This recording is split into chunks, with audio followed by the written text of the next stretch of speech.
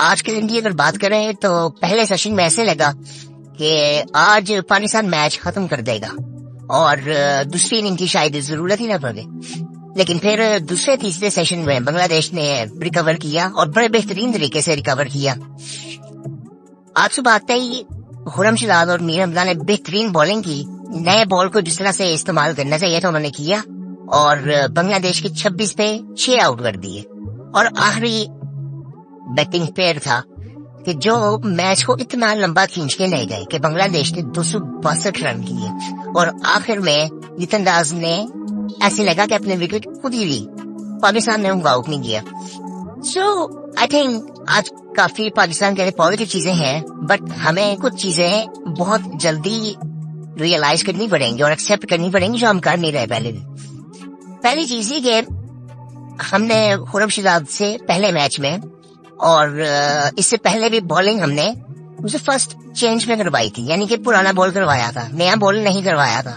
और वो डोमेस्टिक में भी आई थिंक पूरी जिंदगी उनको देखा मैंने, जब से वो बॉलिंग कर रहे हैं। मीर हमजा भी वो तो नए बॉल से बॉल करते हैं। सो मीर हमजा पहले मैच में थे नहीं और खुर्रमशिद ने नया बॉल किया नहीं था। सो आई थिंक हमें ये चीज तो क्लियर हुई होगी कि नए बॉल के बॉलर्स हैं कौन असल में। हम शाहीन से करवाते थे, शाहीन का हमें पता है कि पिछले 2-3 साल से उनके पास फुल स्विंग नहीं है बॉल में और उनका कंट्रोल बिल्कुल नहीं है, पेस बिल्कुल भी नहीं है। और सो हमें एटलीस्ट ये चीज क्लियर हुई होगी इस मैच में कि हमें नए बॉल का बॉल किससे करवाना है। अब उसके बाद बात ये आती है कि एक चीज हमें और समझनी चाहिए कि पुराने बॉल से अच्छा ये हमें ना यहाँ पे चीज समझनी है। अब आज पिच का क्या रोल था? तो पिच की पिछले मैच से भी बहुत ज्यादा बात हो रही है कि पिच सपोर्ट नहीं कर रहा बॉलर्स को। आपको दुनिया में कहीं पे भी आप बॉलिंग करते हो, आपको नए बॉल का सही इस्तेमाल करना पड़ता है। नए बॉल का जो इम्पैक्ट होता है वो आपको वो उससे लेना पड़ता है। सो अब वो बॉलिंग हम अच्छी कर नहीं रहे थे पहले कि जिससे हमें वो रिजल्ट्स मिल ही नहीं रहे थे। आज हमने बॉलिंग अच्छी की तो नए बॉल से हमने 6 आउट भी कर दिए, जो कि जनरली ऐसे ही होता है। और पुराने बॉल से क्यों आउट नहीं हम कर सके? पहली चीज ये थी कि हमारे पास स्पिनर्स वर्ल्ड क्लास नहीं है। स्पिनर्स अच्छे हैं बट वो वर्ल्ड क्लास नहीं है कि वो किसी को भी आउट कर देंगे, किसी भी विकेट पे आउट कर देंगे। तो ऐसा नहीं है। अब पिछले कुछ मैचों से बहुत बात हो रही थी इब्रार को खिलाएंगे, करें वो करें। इब्रार बहुत अच्छा बॉलर है बट ऐसे मुझे नहीं लगता कि वो इतना जबरदस्त बॉलर है कि आप वो किसी भी विकेट पे आपको आउट करके ले सकते हैं और किसी भी सिचुएशन में आपको आउट करके ले सकते हैं। और ऐसा है नहीं। वो उसकी वजह ये है कि आपने उनके बॉलर को देखा, उन्होंने पहले दिन में भी ब्रेक किया। हमारा तो आज उस तरह से ब्रेक नहीं था। कुछ बॉल हुई इब्रार की ब्रेक, लेकिन हमारा नहीं था। उसके बाद सलमान अली आगा ने 3-4 ओवर किए और एंड पे आके उन्होंने आउट किए। और वो आई थिंक जो लोग कह रहे हैं ना कि वो उनको लेट लाया गया और फिर वो आए तो उन्होंने आउट कर लिया, उन्होंने आउट किए नहीं, वो एंड वाले 2 आउट हुए थे। सो पहले इस चीज को समझना चाहिए। बॉलर्स स्पिनर्स हमारे पास अच्छे बट वर्ल्ड क्लास नहीं है कि वो आपको किसी भी सिचुएशन में मैच जितवा दें और विकेट्स लेके आपको दे दें।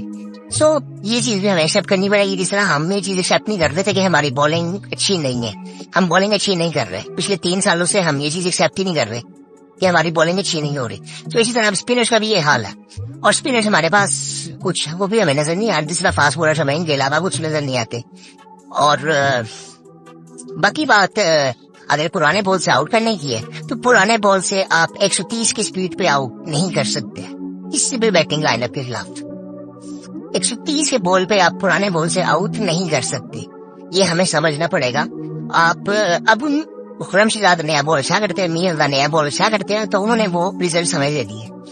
अब वहां पे बात ये थी कि एक पुराने बॉल से ऐसा बॉलर आता था जो कि 140-45 पे बॉल करता और वो short of length ball use करके वेरिएशन से वो इनिंग्स को खत्म करता बांग्लादेश की। पर ऐसा हुआ ही नहीं क्योंकि हमारे पास वो बॉलर था ही नहीं। अब जब मोहम्मद अली भी आई थिंक आज मुझे ऐसा लगा कि वो शायद वो एक मैच में इतना थक गए थे कि वो आज उनसे बॉलिंग बिल्कुल भी नहीं हुई आज, और वो स्टेमिना उनका ऐसा लगा ही नहीं। या तो गर्मी बहुत ज्यादा थी, लेकिन आई थिंक खुर्रमशिद ने बहुत अच्छी बॉलिंग की है।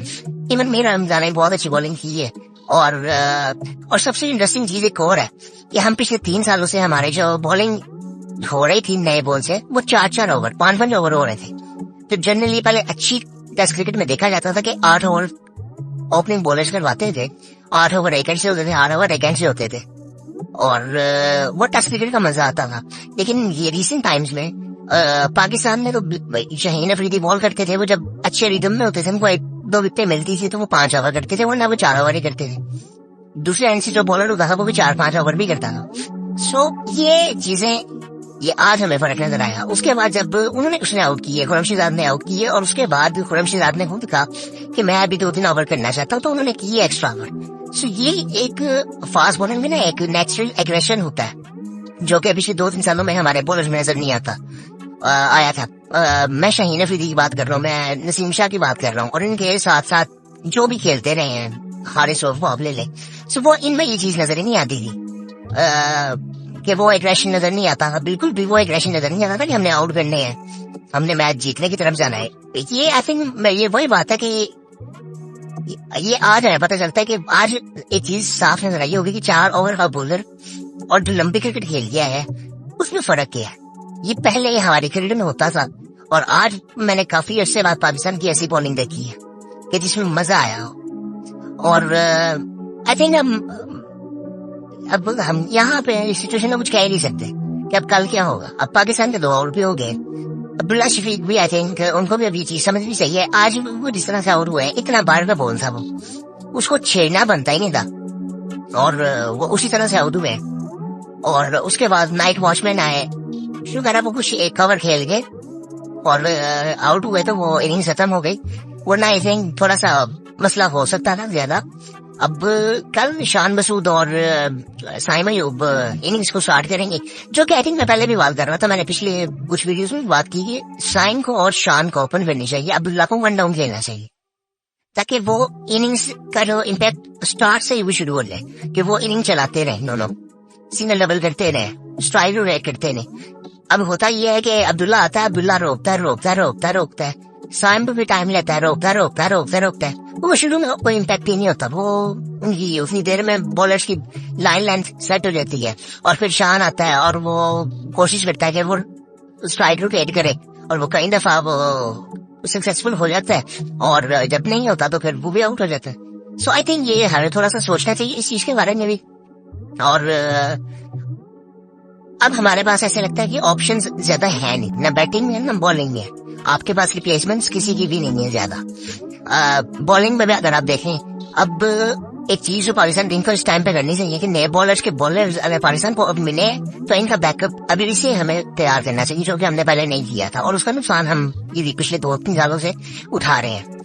और ये मीर हमजा और ये खुरमशीद काफी पुराने बॉलर्स हैं, डोमेस्टिक में इनका बहुत लंबा करियर है। आई थिंक मीर हमजा के तो 450 विकेट्स हैं, वो उन्होंने 100 से ज्यादा फर्स्ट क्लास मैचेस खेले हुए हैं। सो आई थिंक उनका एक्सपीरियंस बहुत ज्यादा है, और शाहीन अफरीदी ने सिर्फ 9 मैचेस खेले हैं फर्स्ट क्लास के, तो आप कैसे कह सकते हो कि वो टेस्ट मैच में अच्छी बॉलिंग कर सकता है? वो नहीं कर सकता। वो जब वो करता था बॉल, और वो T20 की बॉलिंग की, वो लेंथ T20 की थी, वो लाइन T20 की थी, और वो विकेट जब उनको मिल रही थी वो उस तरह से मिल रही थी, तो उनकी पेस उस वक्त ज्यादा थी। और दूसरी ये चीज थी कि उस वक्त बैट्समैन उनको उस तरह से अभी एनालिसिस उसका हुआ नहीं था कि हमने इसको खेलना कैसी है। अब वो आते थे, वो शुरू से अटैक करते थे, और फिर नए बॉल से शाहीन अफरीदी का इम्पैक्ट खत्म हो गया था। और अब ये चीज पिछले कुछ सालों से ये भी नहीं हो रही थी कि अगर ये परफॉर्म नहीं कर रहे तो इनको बिठाया भी जाए।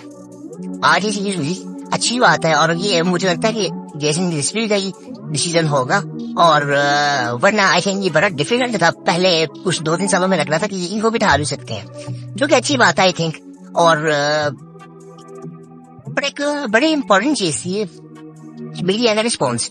मीडिया का रिस्पॉन्स मुझे कहीं दफा ना बड़ा ही अजीब लगता है। जिस तरह की बातें होती हैं वैसे लगता है कि बिल्कुल ही नॉनसेंस वाली बातें हैं, और इसकी कुछ सेंस नहीं बनते। मतलब आप उनकी अगर एक दिन पहले की वीडियो देखोगे और उन्हीं लोगों की बातें एक दिन बाद सुनोगे, तो वो ऐसे वो जमीन आसमान का फर्क आ जाता है कि वो सेंस ही नहीं बनती बात की। और जनरली ना मैं अगर ये देखूँ ना, तो ये बहुत से मैचेस में होता है ऐसा कि एक पार्टनरशिप ऐसी लग जाती है और वो लंबा खींच के ले जाते हैं। टेस्ट मैचेस में भी, वनडे और T20 में भी ऐसे होता है। बट जिन जगहों पे ये चीजें होती है वहां पे शायद उतना सीरियसली क्रिकेट को लिया नहीं जाता, वो सिर्फ ऐसा गेम लेते हैं। हमारे लिए ये हमारा एक ही स्पोर्ट्स है, और हम एज अ कॉम भी बड़े इमोशनल है। सो वो एक अटैचमेंट है, बड़ी डिफरेंस ही हो जाती है, तो हमारे लिए इसकी वैल्यूज भी बड़ी डिफरेंट है। सो मैं वही आज देख रहा था, मैं तो बड़ा अब से कुछ तकरीबन 1-1.5 साल से बड़ा रिलैक्स हूँ, क्योंकि हमने ऐसी ऐसी चीजें देखी हैं। अब मुझे लगता है कि हमने वर्ल्ड कप देख लिया, हमने उससे पहले वाला वर्ल्ड कप इंडिया वाला देख लिया, कि जिस तरह हमने अपनी हमारी जो परफॉर्मेंस थी उससे पहले हमने एशिया कप देख लिया। हमारा हर चीज हमारी एक्सपोज हुई पिछले साल हो गए। सो वो अब कोई ऐसा मतलब होता है ना कि कुछ चीज ऐसी लगती नहीं है कि यार ये भी हो गया, ओए होए ये हो गया, तो ऐसा कुछ लगता नहीं है अब तो।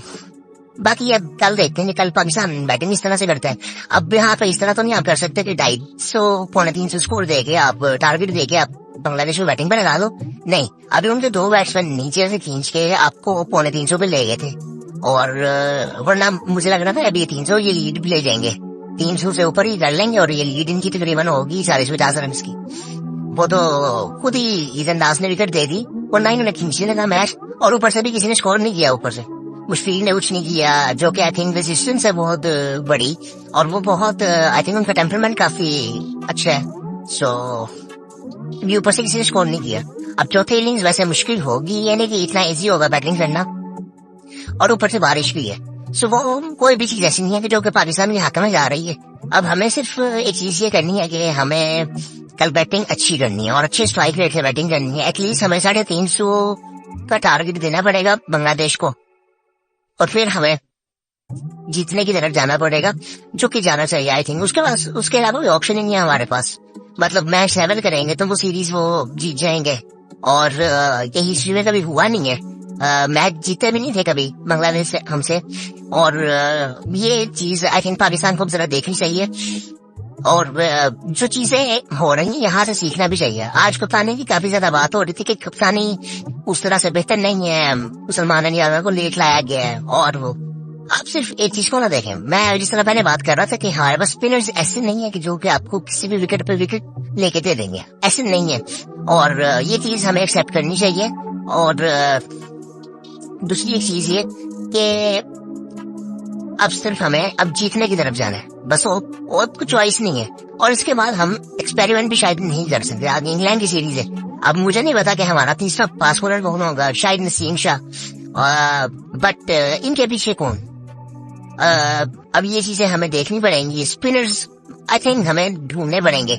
ये मेरे साथ पहली दफा होगा कि मुझे कोई बॉलर नजर ही नहीं आ रहा पीछे कि इनका बैकअप को।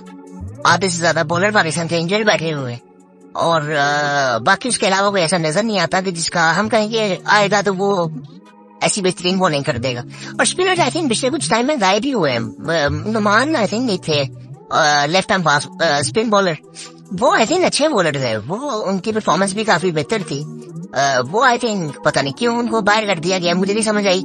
और उसके अलावा साजिद खान थे, साजिद खान मैं उस तरह से नहीं कह सकता कि वो इतना उनका इम्पैक्ट था। वो उसकी वजह ये थी वो बॉल बहुत ज्यादा स्लो करते थे, और वो जहाँ पे वो पिच पे ब्रेक होता था तो वहां पे, तो इस पिच में तो वैसे कुछ नहीं है।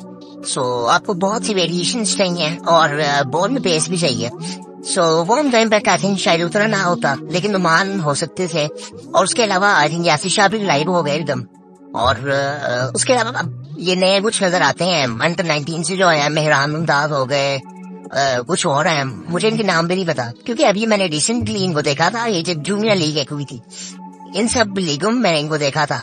वरना कोई ऐसा बॉलर हमें नजर नहीं आ रहा कि जो हम कहेंगे रेडी है टेस्ट खेलने के लिए। सो किसी भी फॉर्मेट में, इवन वनडे के लिए भी हमारे पास कुछ स्पिनर नहीं है। वनडे में तो वनडे ओडीआई में और T20 में हमारा तो मसला ये चल रहा है कि हमारे पास स्पिनर नहीं है, और मिडिल ऑर्डर में आउट करने के लिए कोई नहीं है। सो हमें ये चीजें अब देखनी चाहिए, बहुत सीरियसली देखनी चाहिए, ताकि हम जरा आई थिंक कुछ कर सके। आगे चैंपियन ट्रॉफी आने वाली है, वनडे मैचेस भी कम है, टेस्ट मैचेस भी अच्छी सीरीज आने वाली हैं, और उसमें हम एक्सपेरिमेंट्स नहीं कर सकते। सो आई थिंक काफी चीजें देखनी है। कोच का काम आई थिंक बड़ा मुश्किल है, कप्तानी आई थिंक उसको शान रसूल को बहुत जबरदस्त किस्म के डिसीजन लेने पड़ेंगे कि उसको कैसे लेके चलना है प्लेयर्स को, और बैकअप कैसे रेडी करना है, क्योंकि आपको किसी भी वक्त जरूरत पड़ सकती है। और बाकी इंशाल्लाह फिर कल मुलाकात होगी आपसे, और आप भी बताएं कि आपको क्या लगता है कि आज पाकिस्तान ने बॉलिंग कैसी की, और 2 आउट भी पाकिस्तान के हो गए, और कल पाकिस्तान क्या कर सकता है, और क्या पाकिस्तान ये मैच जीतेगा या बांग्लादेश ये मैच जीत जाएगा। तो आप जरूर बताएं कमेंट में। और बाकी इंशाल्लाह कल मुलाकात होगी आपसे फिर।